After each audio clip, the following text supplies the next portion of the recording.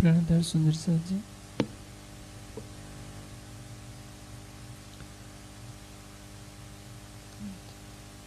जो कार्य जितना महान होता है उसमें बाधाएं भी वैसी ही आती है। आज हमारे समाज तो क्या परम धाम की आत्माओं की, ईश्वरी शिष्ट की और जीव शिष्ट तीनों की जागने के लिए चितवनी का महत्व क्या है,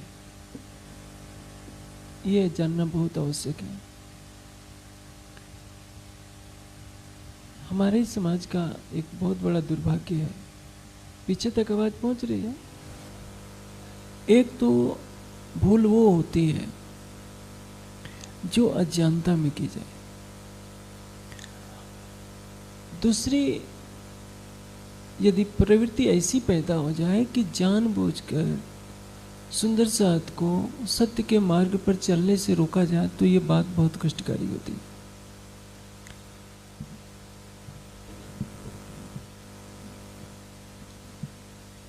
जो वाणी में कहा, जो वेद शास्त्र में कहा, वही सबके लिए मान्य होना चाहिए।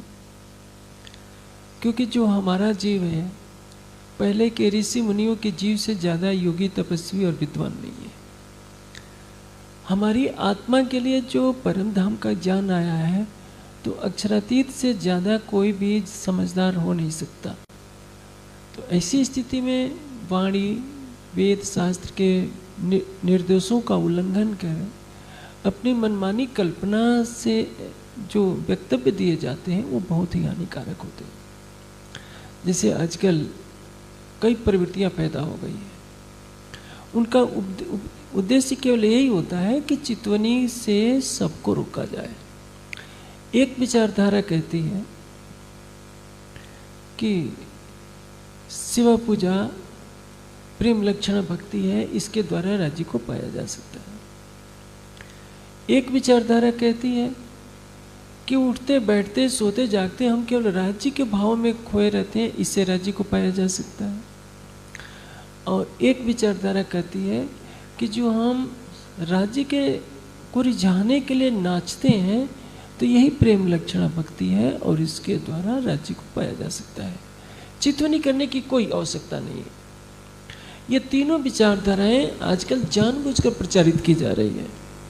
अच्छी अच्छी वीडियो बनाई जा रहे हैं और बड़ी बड़ी समाज की हस्तियां इसी पर जोर दे देती हैं। उनका उद्देश्य ये होता है कि चितवनी से सबको रोकना। अब मैं आपको इसके विषय में थोड़ा सा